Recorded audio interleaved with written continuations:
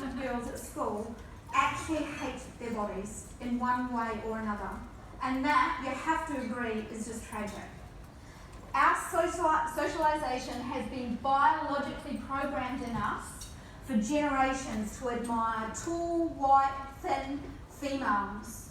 And sadly, this is causing a major problem across the world, the globe, and so I want to share with you my thoughts on how this socialisation impacts us in the workplace. It's really tragic that women think that if their thighs were a bit thinner, if their hair was that little bit longer, that they would be happier. Yet the reality is, if you survey a group of models, they would actually tell you they are the unhappiest females and insecure females on the planet. Yet we are socialised to be beautiful, to be perfect. And as a result, as women, we develop this little thing called the inner critic. And it's like this little devil that sits on your shoulder and it talks to you. And you know all what I'm talking about, don't you? This little inner critic that sits here and it criticises you when you look in the mirror, when you do things, it is judging you all the time. So I want to help you understand what this socialisation causes, because boys, males, are socialised completely different. They are socialised to be brave, to be bold, to take risks, to climb to the top of the monkey bars and jump off, to climb to the top of the bridge and jump in the river, and fueled with testosterone, climb to the top of the cliff and jump in the ocean. So we are socialised completely differently. As a result of this socialisation, how this transfers into our careers. So what I see happening as an executive headhunter, what I can tell you happens, is that when a male looks at a job description, let's say there's 10 items on the job description, he will see 5 items that he can't do and 5 items he can do. And he will lean in and he will apply for that job. Fueled by testosterone, he will tell you how damn good he can do that job. In stark comparison, a female will look at a job description, see 10 items, see 5 she can't do, and she won't apply. She will focus on the 5 things that she can't do because of socialisation. So herein lies what's called the confidence gap. Males are overconfident, ladies are underconfident. Now when it comes to negotiation, now I'm just going to do a little test before I tell you about negotiation. If you believe in equality, and equality means equal. I'm not for more females should have more jobs than males. I believe the right person should have the job. But if you believe in equality, put your hand up. Now take a look around the room. Now, if you believe in pay parity, because this is really what disturbs me, is in 2017, females are paid dramatically less than their male counterparts for doing the exact same job. And I don't think that's right. If you believe in pay parity, I want you to stand up.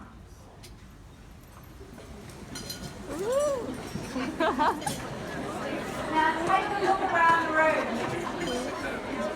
Please be seated.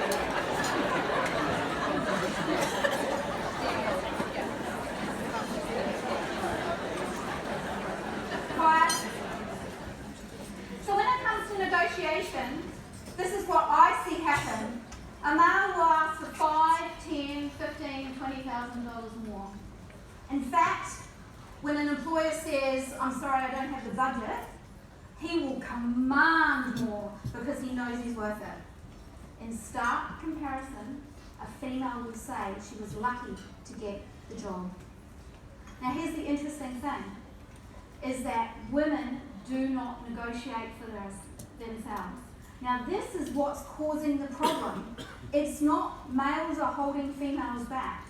Ladies, your inner critic, your socialisation holds you back, and your self-confidence and belief from having the same equal pay as your male counterpart. And today, you're going to hear some really incredible, inspiring female speakers.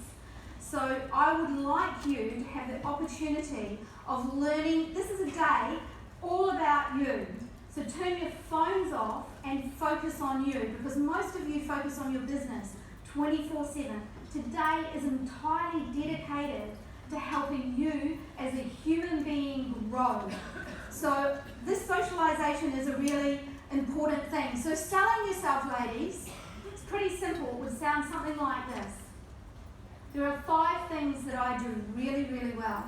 But here's what else I can do, and I bring to the table, and this is why you should hire me. Ladies, most of you are brilliant at selling your brand, your product, your company, but you're absolutely crap at selling yourself.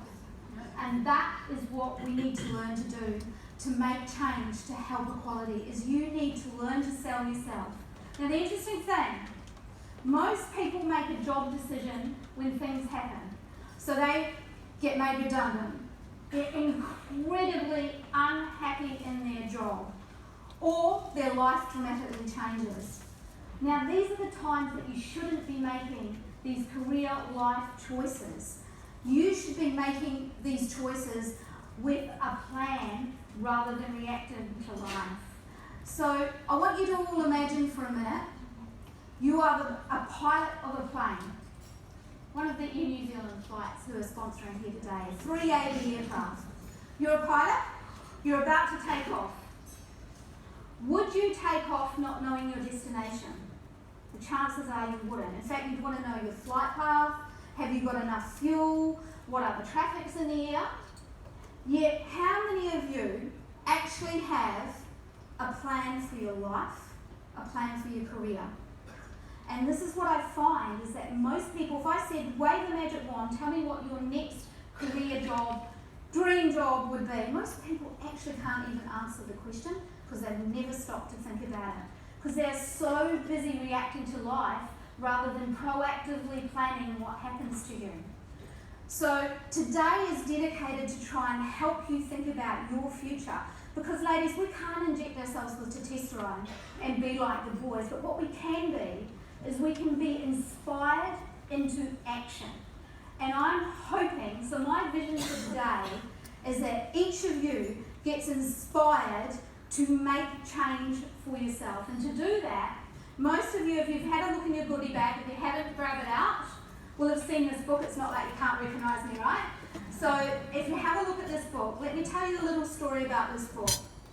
A little over a year ago, I convinced James Thornton to be he's the managing director of Intrepid Group at the time. He's now the global CEO for Intrepid Group. Congratulations, James. To be my guinea pig. And I interviewed him for the first time a little over a year ago. And we shared that story. And what was really interesting was that story went global. What that taught me is that the industry craves for inspiration from its leaders. And over the course of a year, and definitely hurried in the last couple of months, is I've been furiously interviewing with the help of my daughter. I don't know where you are, Whitney. Are you in the room, Whitney? She's currently outside, so I'll acknowledge her when she comes back. We created this at the dining room table. So we've interviewed a number of leaders. I think there's 25 leaders here. And the most interesting thing about leaning in, and this is what I want to share with you about leaning in, sometimes the hardest time to lean in is the most important time to lean in. And the interesting thing is that both Whitney and I suffer from an interesting gene. That gene is we are both significantly dyslexic. And I mean significantly. So we didn't have time to have a final proofread of the book, but I am quietly confident that there is no mistakes in the book. But what I want to share with you is in the back of the book, if you all go to the back, there's actually a workbook, right? And the idea is that you will have some amazing light bulb moments where the light bulb goes on for you and you will get some ideas. So don't go home and go back to work tomorrow and forget them, write them down in the book. I'd also like you to think about writing a plan.